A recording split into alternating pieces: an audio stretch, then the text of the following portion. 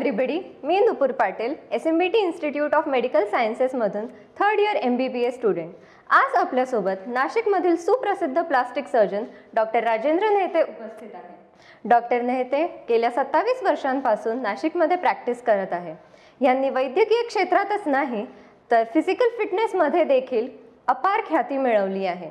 Race across America सारखी cycling race, marathon running व हिमालयाची शिखर सर करणे. सर, तुम्ही आज आमच्यासोबत आहात ही SMBT कुटुंबासाठी खूप आनंदाची व गर्वाची गोष्ट आहे. Thank you for inviting me for this program. Welcome sir. 6 August 2023ला SMBT इन्स्टिट्यूट्सने 5 व्हॅल्यूज हे इन्स्टिल केले आहेत. They are compassion, empathy, respect आणि वेलनेस. तर आजचा आपला संवादाचा मुद्दा असणार हा वेलनेस. 2023मध्ये SMBTने वेलनेस वॉयाज 1.0 हा लॉन्च केला होता.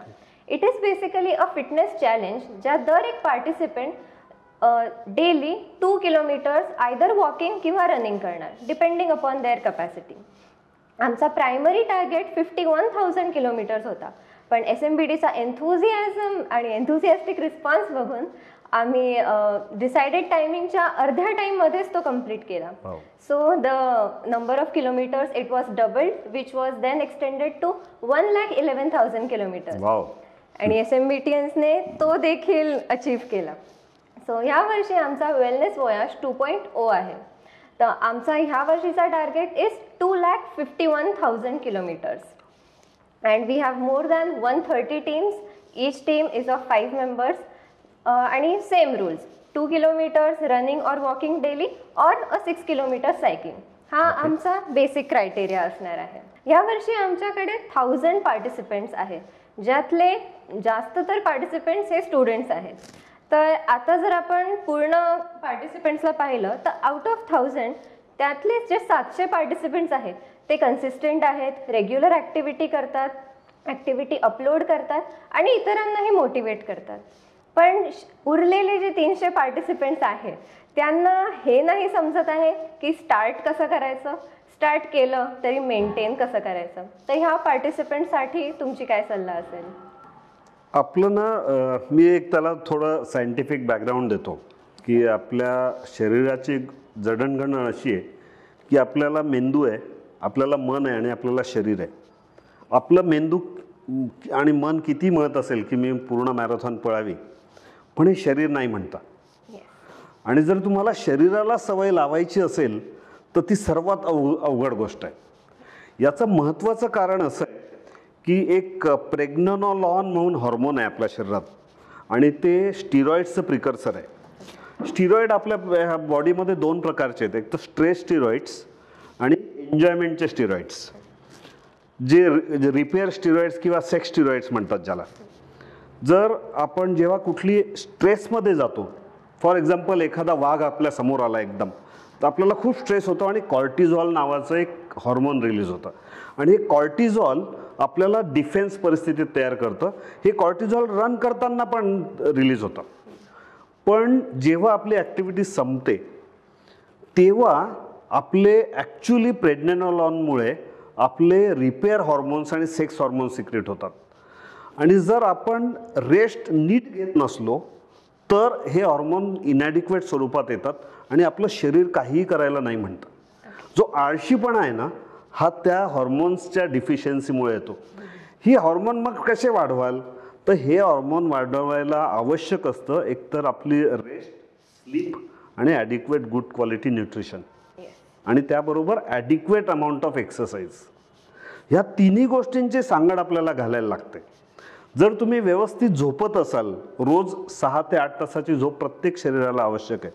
तुम्ही जर चांगले झोपत असाल तर तुमचं ब्लड प्रेशर झोपेमध्ये कमी होतं, तुमचे हॉर्मोन रिलीज चांगले होतात, स्लीप हॉर्मोन्स चांगले रिलीज होतात. याच्यामध्ये ग्रेगॉल आणि लेप्टिन नावाचे स्लीप हॉर्मोन्स आहेत, जे ग्रेगॉलमुळे आपल्याला नीट झोप येत नाही आणि लेप्टिनने आपल्याला झोप येते. तर लेप्टिनचं पर्सेंटेज साऊंड स्लीपमध्ये वाढतं. हे फॉर एक्झाम्पल आपण जर मोबाईल घर शेजारी ठेवून कानाजवळ ठेवून झोपत असलो, उशाशी घेऊन झोपत असलो, आपल्याला पूर्णपणे नीट झोप येत नाही. किंवा तुम्ही बऱ्याच जणांना बेडरूममध्ये टी व्ही लावायची सवय आहे आणि ते टी व्ही बघता बघता झोपतात आणि तो टी व्ही जर बॅकग्राऊंडला चालू असेल तर तुम्हाला नीट साऊंड स्लीप येत नाही आणि त्यामुळे लेप्टिन सिक्रेशन कमी होतं आणि तुमचं जे हॉर्मोनल इम्बॅलन्स तयार होतो, त्यामुळे तुमचं शरीर आळशीपणाकडे झुकतं. हा आळस जर काढायचा असेल तर तुम्हाला तुमची झोप, तुमचं न्यूट्रिशन, गुड क्वालिटी न्यूट्रिशन आणि ॲडिक्वेट एक्सरसाइज हे अति इम्पॉर्टंट आहे. मी या 300 लोकांना सल्ला देईल की आधी तुमची झोप इम्प्रूव्ह करा. Yes, always sleep. मॅरेथॉन धावल्याने तुमचा आयुष्याकडे बघायचा दृष्टिकोन कसा बदलला किंवा जे आव्हानं समोर येतात तर त्यांच्याशी डील करण्याची क्षमता कशी वाढली? Since you are a plastic surgeon, तर your work requires a lot of focus and precision. Yes, actually ना म्हणजे ॲज अ सर्जन म्हणूनच नाही तर आपल्या हॉस्पिटलमध्ये काम करणारे इव्हन आयाबाईपासून तर वॉर्डबॉईजपासून तर टेक्निशियन्सपासून तर डॉक्टर्सपर्यंत प्रत्येकाचं काम हे महत्त्वाचं आहे. कारण आपल्याला जर आयुष्य काढायचं असेल तर आपलं काम करणं, आपण पैसे कमवणं, आपण फॅमिलीबरोबर एन्जॉय करणं, ह्या सगळ्या गोष्टी करून आपण खुश राहू शकतो. पण खुश राहण्यासाठी अजून एक गोष्ट लागते ज्याला वेलनेस किंवा निरोगीपणा म्हणतात आणि म्हणून हा वेलनेस 2.0 बद्दल आपण बोलतो आहोत. तर कोणत्याही कामासाठी जर तुम्हाला तुमची क्षमता वाढवायची असेल तर ही क्षमता वाढण्यासाठी तुमच्या मनाची आणि शरीराची लवचिकता वाढायला लागते आणि त्याच्यातनं तुमचं डिटर्मिनेशन वाढवायला लागतं. डिटर्मिनेशनला मराठीत धृती असं म्हणतात. या धृतीविषयी गीतेच्या 18व्या अध्यायात 33व्या श्लोकात फार एक चांगला श्लोक आहे, मी तो म्हणून दाखवतो. धृत्या या धारयते मन प्राणे क्रिया इंद्रिय क्रिया योगेना व्यभिचारिण्या धृती सा पार्थ सात्विकी. याचा अर्थ असा आहे की अडचणी व अडथळे असूनही आपल्या वाटेवर टिकून राहण्याची आपल्या मनाची व बुद्धीची आंतरिक शक्ती म्हणजे धृती. जर हे डिटर्मिनेशन धृती जर आपल्याला वाढवायची असेल तर आपलं शरीर हे चांगलं असावं. शरीर चांगलं असावं म्हणजे काय? शरीर कशाने बनलं आहे? मांस आहे आणि हाड आहेत. जर आपल्याला आपलं मांस म्हणजे स्नायू हे जर बळकट करायचे असेल तर त्यासाठी एक्सरसाइज आवश्यक आहे. आणि जर आपलं एक सिंपल प्रॉव्हर्ब आहे ह्याच्यामध्ये, sound mind in a sound body. So आपली बॉडी जर साऊंड असेल तर आपलं माइंड साऊंड होतं आणि आपल्या कामाची क्षमता जी आहे ती वाढते. आणि मला नेहमी असं वाटतं की आपण आपल्या कामाची क्षमता जर वाढवत असू, आपण त्यातनं येणारं फल हे वाढवत असू, तर त्याच्यानी जो आनंद आपल्याला मिळतो आणि इतरांना मिळतो त्यातनं आपण ॲक्च्युली सुख उपभोगत असतो. आपण फक्त स्वतःसाठी नाही काम करत, आपण सगळ्यांसाठी काम करतो. मी जेव्हा ॲज अ सर्जन ऑपरेशन करतो, मी पैशासाठी ऑपरेशन करतो हे मान्य आहे, पण त्याच्यामुळे होणारा जो पेशंटला, रुग्णाला फायदा आहे तो, आणि तो फायदा बघून मला मिळणारा जो आनंद आहे त्याच्यावर माझं आयुष्य डिपेंडेंट आहे. पण हे जर आनंद मिळवायचं असेल, हा जे सुख मिळवायचं असेल, तर आपल्याला निर्धार करून आपल्या मनाची आणि शरीराची लवचिकता वाढवून आपल्याला ह्या मी ज्या सांगितल्या 3-4 गोष्टी करणं आवश्यक आहे. आपलं स्वतःचं काम, पैसे कमवणं, फॅमिली लाईफ एन्जॉय करणं, पण त्याबरोबर आपण निरोगी राहणं. असं नाही होऊ शकत की आपण 3 गोष्टी करतोय आणि आपल्याला कुठला तरी दुर्धर आजार लागलाय आणि तरी आपण खुश आहोत, असं नाही होऊ शकत. सो खुश राहण्यामध्ये निरोगी राहणं हे अध्यरूत आहे आणि निरोगी राहण्यासाठी एक्सरसाइज आवश्यक आहे. I think health is wealth concept तुम्ही खूप ब्युटिफुली एक्सप्लेन केला आहे. माझा पुढचा प्रश्न असा आहे की आता न्यू इयर येणार आहे, तर खूप लोक न्यू इयर रिझोल्युशन म्हणून त्यांच्या कॅलेंडरवरती मार्क करतील की I will run a marathon this year, I will achieve these many kilometres this year, किंवा खूप लोक बर्थडेजला पण असे रिझोल्युशन स्वतःसाठी अटेन करतात. पण ही कन्सिस्टन्सी मेंटेन होत नाही आणि खूप लोक इंटेन्सिटीकडे जास्त वळतात की खूप इंटेन्सली एखादी गोष्ट करावी, जिम करावी किंवा रनिंग, एनी अदर स्पोर्ट, पण ती कन्सिस्टन्सी मेंटेन करायला काय टिप्स आहेत? बरेचसे रेझोल्युशन्स आहेत ना, हे ॲक्च्युली ब्रेक करण्यासाठी असतात. कारण मी स्वतः हे अनुभवलंय आणि मी दुसऱ्यांकडनं पण अनुभवलंय की आपण बर्थडेला किंवा न्यू इयरला रिझोल्युशन करतो आणि ते दुसऱ्या दिवशी आपण जिम करायला लागतो, फॉर एक्झाम्पल जिममध्ये जातात आणि हेवी वजन उचलायला लागतात, कुठेतरी इंजुरी होते, बंद कर. किंवा रनिंगला येतात, हाय स्पीडने रनिंग करतात आणि इंजुरी होते आणि आपण बंद करतो. तर असे रिझोल्युशन करण्यापेक्षा आपण बेसिक विचार करायला हवा. मी ना थोडं इव्हॉल्युशनमध्ये जातो. सर्वात स्ट्रॉंग आणि फास्टेस्ट जर ॲनिमल असेल तर तो चिता आहे. चिता पळतो मॅक्झिमम स्पीड 130 km/h आणि human maximum reported in literature and in history is 44 km/h. That is by Usain bolt, I think in 2019 or 2020. Sir माणूस सगळ्यात जास्त पळणारा 44च्या स्पीडने पळू शकत असेल आणि चिता 130च्या स्पीडने पळत असेल, तर याचा अर्थ इव्हॉल्युशनमध्ये कुठंतरी दोघांच्या शरीरात फरक आहे. चिताचे शिकार करण्यासाठीचे जे स्नायू आहेत ते माणसाला दिलेलेच नाही, कारण माणसाने शिकार करणं अपेक्षित पूर्वी होतं, आता नाही आहे. पूर्वी माणूससुद्धा शिकार करूनच खायचा, पण आत्ता नाही आहे. आपण आता शिकार नाही करत. म्हणून आपल्याला निरोगी राहण्यासाठी तशा स्नायूंची गरज नाही आहे. किंवा आपण ते जिममधले मुलं बघतो, स्टिरॉइड घेऊन मसल पंप करतात, बाउन्सर बनतात. आपल्याला तशी बॉडी नको आहे. आपल्याला स्ट्रेंथ हवी ही मनाची आणि शरीराची जी एकत्र असते, आणि ती जर मिळवायची असेल तर आपल्याला त्याच्यामध्ये नियमितता आणणं खूप जरुरी आहे. तर कोणीही जर सुरुवात करत असेल तर ती स्लो स्पीडने सुरुवात करावी. कुठलंही याला एक्सरसाइज तुम्ही करत असाल, स्ट्रेंथ ट्रेनिंग करत असाल तर start with small weights, go on increasing the weights slowly. किती वजन उचलावं? मी म्हणेल 2च किलो उचला फक्त, पण त्याचे रिपिटेशन साधारणतः 8 ते 12 असावे. एक 8 ते 12 रिपिटेशन झाल्यानंतर मध्ये रेस्ट घ्यावी 1 मिनिट, परत 8 ते 12 असे 3 ते 4 रिपिटेशन असं आपण स्ट्रेंथ ट्रेनिंगसाठी करू शकतो. इंड्युरन्स ट्रेनिंग हे सगळ्यात महत्त्वाचं आहे. Man muscle is meant for endurance actually. We are not suppose to sprint heavily. मग आपण इंड्युरन्स ट्रेनिंग घ्यावं. इंड्युरन्स ट्रेनिंग म्हणजे slow running. Slow running endurance ट्रेनिंगमध्ये सायंटिफिक बेसिसवर जायचं झालं तर आपण याच्यामध्ये एरोबिक एक्सरसाइज म्हणतो आपण त्याला. आणि व्हॉट इज एरोबिक एक्सरसाइज? ज्याच्यामध्ये ऑक्सिजनची डिलिव्हरीची क्षमता वाढते. ही का आवश्यक आहे? जसं आपण ऑक्सिजन कंझ्युम करतो तो ऑक्सिजनमुळे आपल्या रक्ताभिसरण संस्थेत जातो, प्रत्येक पेशीत जातो. आपल्या प्रत्येक पेशीमध्ये मायटोकॉन्ड्रिया असतात. मायटोकॉन्ड्रिया ATPs तयार करतात आणि ATP हे आपल्या बॉडीचं बेसिक युनिट आहे की ज्याच्यामुळे एनर्जी येते. एनर्जीचं ह्युमन बॉडीचं बेसिक युनिट आहे ATP. मग ATP जास्त करायचे असतील प्रोड्यूस, एनर्जी तुम्हाला रोजची जास्त हवी असेल तर काय करायला पाहिजे? तर ऑक्सिजन जास्त कंझ्युम व्हायला पाहिजे. ऑक्सिजन जास्त कसा कंझ्युम होईल? तर एन्ड्युरन्स ट्रेनिंगमधनं होईल. म्हणून जेव्हा आपण एन्ड्युरन्स ट्रेनिंग करतो तेव्हा आपल्या बॉडीमध्ये मायटोकॉन्ड्रिया जास्त बनवायची क्षमता वाढते, ज्याला मायटोकॉन्ड्रिओजेनेसिस असं म्हणतात. आणि जर ही प्रोसेस जास्त प्रमाणात होत असेल तर आपण ATP जास्त प्रमाणात प्रोड्यूस करतो आणि आपली दिवसभर एनर्जी टिकून राहते. मला बरेच जण आढळतात जे जिना चढत नाहीत, कायम लिफ्ट वापरतात, खाली उतरायला सुद्धा लिफ्ट वापरतात, किंवा एक 4 तास काम केल्यानंतर गळून गेलोय म्हणून बसून राहतात. असं होतं कामा नये. मला असं वाटतं की आपल्याला जर आयुष्य खरं एन्जॉय करायचं असेल तर आपण 8 तास ड्युटी झाल्यानंतर घरी गेल्यावर जर मला बायको म्हटली की चला आज जरा आपण मूवीला जाऊयात, मी इन्स्टंटली म्हणू शकलो पाहिजे बेस्ट, आपण मूवीला जाऊयात. याला म्हणतात खरा आनंद. जर आपण 8 तास ड्युटी केल्यावर थकून घरी जात असू आणि आपण बायकोला म्हणे नाही मला आज मूवीला नाही जमणार, मी 1-2 पेग अल्कोहोलचे घेतो आणि झोपतो, तर दॅट इज वर्स्ट थिंग. कारण तुम्हाला जर असा थकवा येत असेल तुमचं रुटीन करताना, याचा अर्थ कुठेतरी तुम्ही आयुष्यात चूक करत आहात.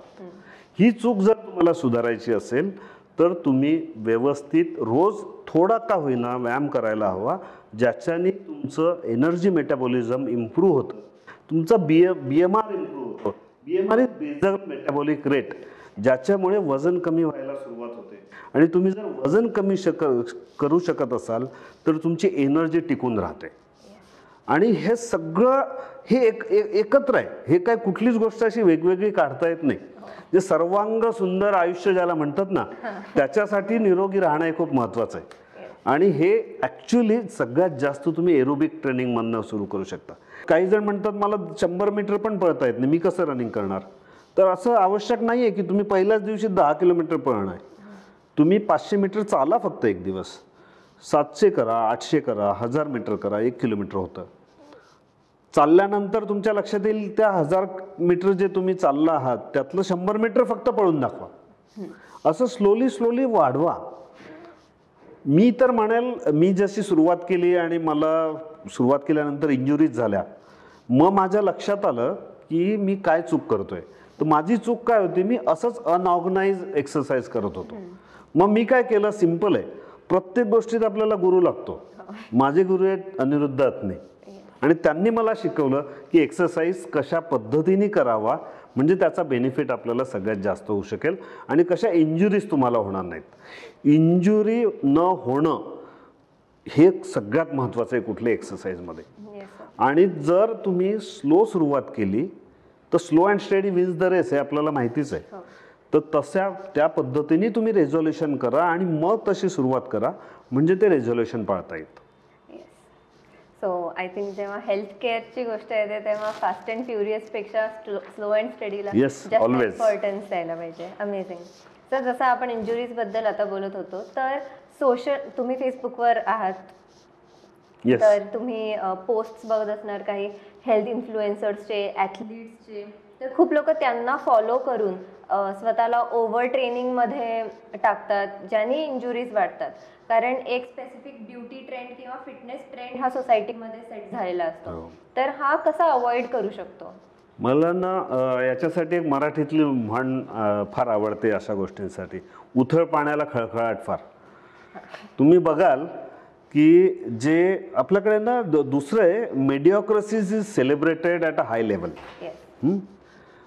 मी एक मॅरेथॉन नाशिकमध्ये नेहमी होते. मी मॅरेथॉनमध्ये जाऊन 3 किलोमीटर पळालो की मी लगेच फेसबुकवर टाकायचं, व्हॉट्सअपवर टाकायचं, अंगठेचे अंगठे मिळवायचे. याच्यामध्ये खूप आनंद मिळतो लोकांना. पण हा आनंद ना हा फार शॉर्ट टाईमसाठी असतो, कारण तुम्हाला परत संध्याकाळी वाटतं मी काहीतरी नवीन टाकायला हवं. तुम्हाला खरं टाकायचं आहे ना, आणि तुमच्या लक्षात येईल की जे खरं याच्यामध्ये उसेन बोल्ट आहे, याच्या फेसबुक पेजवर तुम्ही असं कधी पाहिलंय का की तो लगेच टाकतोय त्याचा परफॉर्मन्स? असं नाही होत. म्हणून मी म्हटलं उथळ पाण्याला खळखळाट फार. तर सोशल मीडिया एवढंच वापरावं जेवढं तुम्हाला आवश्यक आहे तुमची इन्फॉर्मेशन दुसऱ्यापर्यंत जाण्यासाठी. हे तुम्ही वापरायच्या बाबतीत. किंवा आपण दुसरे इन्फ्लुएन्सर्सचे जे व्हिडिओ बघतो, शॉर्ट क्लिप्स बघतो, यातला प्रत्येकजण स्वतः काय करतोय आपल्याला इनडेप्थ माहिती नसतं. सो जसं आपण टेक्स्टबुक वापरतो आपल्या स्वतःच्या मेडिकल अभ्यासासाठी, तसं आपल्याला कोण इन्फ्लुएन्सर कुठल्या लेवलचा आहे हे माहिती असल्याशिवाय त्यांना फॉलो करण्यात काही अर्थ नसतो, असं माझं मत आहे. So don't get influenced by people who are just publishing something on the net which is not edited by anybody, किंवा त्याचा पीयर रिव्ह्यू झालेला नाही आहे. आपल्याकडे सायंटिफिक जर्नल्सला महत्त्व काय, पीयर रिव्ह्यूड जर्नल का म्हणतो आपण? कारण पीयर रिव्ह्यूमध्ये ते 4 जणांनी, सुज्ञ लोकांनी तपासून त्याच्यानंतर पब्लिश केलेलं असतं. तर हे जे नॉलेज आहे नेटवर easily available, it may not be very authentic knowledge, हे लक्षात ठेवावं नेहमी. सोशल मीडियापासून लांब राहिलेलं बरं. कारण माझं मत असं आहे की मी जसं मगाशी म्हटलो की आपण झोपसुद्धा नीट येत नाही. जर तुमच्या मनामध्ये सोशल मीडिया, मी उद्या काय टाकणार, मी आज काय टाकणार, मी संध्याकाळी काय टाकणार, मी सकाळी काय टाकणार, असे विचार जर तुमचा मेंदू करत असेल तर तुमच्या मेंदूला विचाराच्या क्षमता कमी होत जाते. कारण तुमचं जे महत्त्वाचं आयुष्यातलं काम आहे त्याच्याकडचा तुम्ही फोकस कमी होतो आणि तुम्ही इतरत्र गोष्टींवर फोकस करतात. म्हणून सोशल मीडियापासून लांब राहणं खूप जास्त महत्त्वाचं आहे. येस, कारण मग दिवसभर डोक्यात तेच सुरू असतं. आपल्याला दुसरा पर्सन कसं रीड करणार अबाउट फिटनेस. सो आपण आपल्या आरशामध्ये आपण बघतो तेव्हा आपण स्वतःला चांगलं म्हणवतो का दुसऱ्यांनी चांगलं म्हटलेलं आपल्याला जास्त आवडतं, याच्यामधला फरक आपल्याला कळायला हवा. तर सोशल मीडियासोबत आजकाल यंगस्टर्समध्ये व्यसनांचा प्रभाव जास्त वाढलेला आहे, ज्यामुळे त्यांचं पर्सनल लाईफ, अकॅडमिक लाईफ आणि हेल्थ ही सगळी कॉम्प्रोमाइज होते. तर ह्या व्यसनांना कसं टाळून हेल्थवरती जास्त फोकस करू शकतो? आपण परत थोडं सायंटिफिक बॅकग्राऊंडकडे जाऊ की व्यसन का लागतं लोकांना. व्यसन हे ना एक अनहेल्दी हॅबिट्स आहेत, आणि ह्या हॅबिट्स जर आपण स्वतःला कुठल्या तरी चांगल्या गोष्टीमध्ये बिझी ठेवू शकत नसलो तर व्यसनं वाढतात, असं सायंटिफिकली प्रूव्ड आहे. मग स्वतःच्या कामात बिझी असणं म्हणजे काय, आपल्याला, मी जर डॉक्टर आहे, मी जर जास्तीत जास्त काम करत असेल आणि त्याच्यामध्ये जर एन्जॉयमेंट करत असेल तर मी माझं काम व्यवस्थित करेल. हे काम व्यवस्थित करण्यासाठी ज्या आवश्यक गोष्टी आहेत, चांगलं खाणं, चांगलं झोपणं, चांगलं एक्सरसाइज करणं, ह्या आवश्यक गोष्टी जर मी करत नसेल तर माझं मन मोकळं होतं वेगळ्या गोष्टी करण्यासाठी आणि मग आपण व्यसनांच्या आधारे जातो. दुसरी महत्त्वाची गोष्ट आहे, जर तुम्ही एक्सरसाइज करत असाल तर तुमचे मित्रही असे बनतात की ज्यांना एक्सरसाइजमध्ये इंटरेस्ट आहे. तर मी रोज सकाळी एक्सरसाइज करतो, मला सकाळी सगळ्यात माझे जे मित्र भेटतात त्यांना हेल्दी राहायची इच्छा असे भेटतात. So you are in a company with good people early in the morning, so your day starts with good people and that carries a great importance because your beginning of the day is very good and good beginning is half done जे आपण म्हणतो ते तिथंच prove होतं. तर व्यसनं जर तुम्हाला टाळायची असेल तर तुमचं शरीर निरोगी असल्याशिवाय तुम्ही व्यसनं टाळू शकत नाही. जे निरोगी शरीर नाही आहे त्यालाच जास्तीत जास्त व्यसनं लागतात असं माझं मत आहे आणि ते विशियस सायकल होतं आणि त्यातनं ते जास्तीत जास्त खराब होतात. त्यातनं बाहेर जर तुम्हाला पडायचं असेल तर तुम्ही रेग्युलर एक्सरसाइज केले तर एक्सरसाइजमुळे एंडॉर्फिन्स नावाचं मसल सिक्रेट होतं which is a feel good hormone that you feel always good. So you don't need cigarette, you don't need alcohol, you don't need drug to feel good. So ultimately everybody is trying to search for happiness and they feel that they can get happiness out of alcohol, smoke or out of drugs. It is not true. You can get happiness, better happiness out of exercise than any of these addictions. Any day. आणि addictions लावायचं आहे तर स्टुडंटसाठी मी message देईल की त्यांनी अभ्यासाचं addiction करावं. Yes sir, thank you. I think आपल्या दर्शकांना हा पॉईंट जास्त पटेल.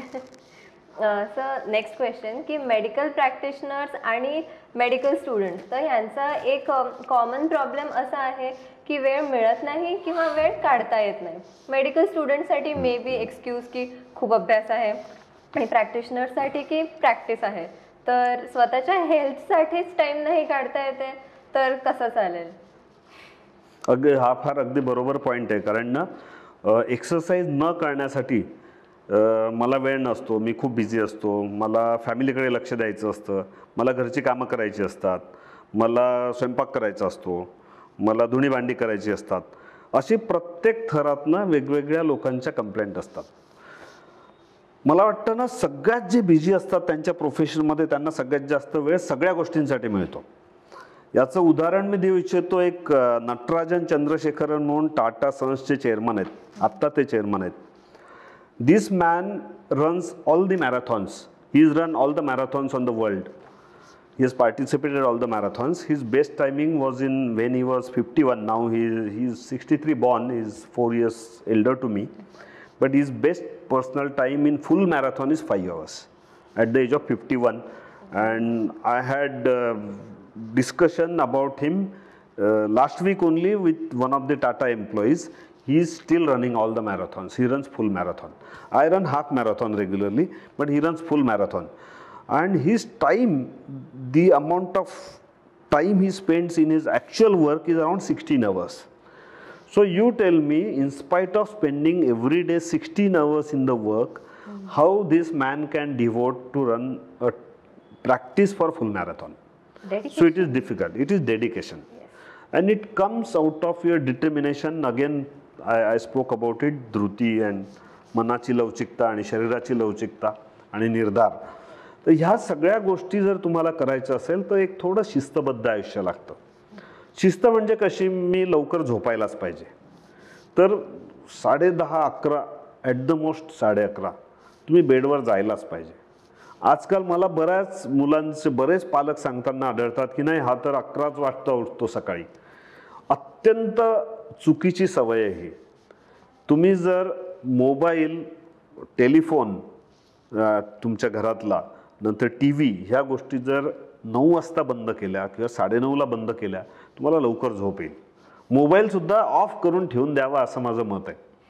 ज्यांना इमर्जन्सी कॉल्स येतात त्यांची गोष्ट वेगळी आहे, पण बाकीच्यांनी तर बंद करून ठेवून द्यायला पाहिजे. त्याच्याशिवाय आयुष्य जगता येतं चांगलं हे त्यांच्या बंद केल्यावर लक्षात येईल. तर जर तुमची झोप तुम्ही वेळेवर झोपत असाल, तुम्ही अर्ली रायझर असाल, तर तुम्ही जास्त आनंद मिळवू शकता. I invite all students of SMBT to join a 5 AM club, because if you are getting up at around 5 o'clock, you have a good amount of time early morning for yourself. त्याचे खूप फायदे आहेत. सकाळी सकाळी fresh air असते, ऊन नसतं, वातावरण बाहेरचं खूप छान असतं. या अशा चांगल्या वातावरणात बाहेर जाऊन जर तुम्ही एक्सरसाइज करत असाल, तर मला वाटतं हा जो सकाळी सकाळी मिळणारा आनंद आहे हा सगळ्यात जास्त चांगला आहे. याच्याने तुमचं बॉडी तर चांगली होणारच आहे, तुमचं मनही खूप फ्रेश होतं आणि तुमच्या दिवसभराच्या कामासाठी एनर्जी राहते. पण जर तुम्ही कारणं सांगायची ठरवली तर लाख कारणं असू शकतात. पण जसं मी एक्झाम्पल दिलं तसं सगळ्या बिझी लोकांना चांगल्या गोष्टींसाठी सगळ्या गोष्टींसाठी वेळ असतो, हे मान्य आहे. मला वेळ नसतो हे चुकीचं कारण आहे. So 5 AM Club reminds me, you are also an avid reader. तर असे काही बुक्स तुम्ही आमच्या दर्शकांसाठी सजेस्ट करू शकतात जे त्यांना थोडं ट्रान्सफॉर्म करणार किंवा मोटिवेट करणार? हो, एक ॲटॉमिक हॅबिट्स आहे चार्ल्स दुहिगचं. मला ना 3 पुस्तकांनी माझ्या हॅबिट्स बदलण्यात खूप मदत केली आणि I respect all this 3 authors. James क्लिअरचं ॲटॉमिक हॅबिट्स आहे, 7 habits of highly effective people आहे. ही पुस्तकं आहेत ना, ही पुस्तकांमध्ये त्या लोकांनी खूप रिसर्च करून, खूप लोकांचा इंटरव्ह्यू घेऊन त्याच्यामुळे आपल्याला काय फायदा होऊ शकतो हे सगळं लिहून ठेवलं आहे. मला वाटतं तुमच्या अकॅडमिक रीडिंगबरोबर जर तुम्हाला इतर वाचनाची जर आवड असेल तर तुम्ही ह्या बऱ्याच गोष्टी इतर लोकांकडनं शिकू शकतात, त्यांना फॉलो करू शकतात. तुम्ही आयुष्यात रोल मॉडेल्स बघायला शिकलं पाहिजे. Don't look at the wrong role models, look at the right role models who have achieved something in their life, who are following good habits, they are respected in the society. So why not make role models and follow them? It is very easy and you learn a lot thing from them and your learning process becomes easier. म्हणून गुरु असणं आवश्यक म्हणतात. Role models थोडक्यात एक तुम्हाला कोणीतरी गुरु हवा. गुरु एक तर प्रत्यक्ष असेल किंवा अप्रत्यक्ष असेल. आपण आत्ता तर व्हर्च्युअल वर्ल्डमध्ये राहतोच, तर तुम्ही व्हर्च्युअल गुरु शकता, एखाद्याला बनवू शकता एखाद्याला आणि त्याला फॉलो करा, पण चांगल्या गुरूंना फॉलो करा. सर असं जर करत असेल तर तुम्ही तुमच्या हॅबिट्सही बदलू शकता. म्हणजे ओल्ड हॅबिट्स डाय हार्ड जे म्हणतात ते चुकीचं आहे. तुम्ही तुमच्या हॅबिट बदलू शकता. एक गायडिंग फोर्स येस पाहिजे. Yes sir, thank you so much sir. आतापर्यंत आपलं बोलणं झालं. It was clearly an eye opening session आणि आय एम शुअर की आपल्या दर्शकांना पण खूप आवडलं आहे हे. आता मी तुम्हाला रिक्वेस्ट करते की एक लास्ट टेक होम मेसेज तुमच्याकडून. मेसेज द्यायचा असेल तर मला एवढंच म्हणायचं आहे की आपण काम करतो पैसे कमवण्यासाठी, आपण बँक बॅलन्स वाढवतो, पण पैशाच्या बँक बॅलन्सपेक्षा आरोग्याचा बँक बॅलन्स वाढवणं जास्त महत्त्वाचं आहे. सो निरोगी राहा, आपलं शरीर निरोगी बनवा आणि त्याला जपायला शिका. आजकाल खूप लोक इव्हन ज्युनियर्समध्ये मी बघतो की खूप फायनान्शियल इन्व्हेस्टमेंट करतात आणि बऱ्याच जणांचा गुरु वॉरेन बफे आहे. पण वॉरेन बफेचं एक वाक्य खूप जण विसरतात की the best investment you can do is in yourself. So first learn to invest in yourself, in your health, you will earn everything. Amazing. Thank you so much. तुम्ही आज वेळ काढून आमच्यासाठी आले अँड इतके व्हॅल्युएबल इन्साइट्स दिले. I am sure आपल्या दर्शकांना हा इंटरव्ह्यू खूप आवडणार and let's go. Thank you very much. Thank you.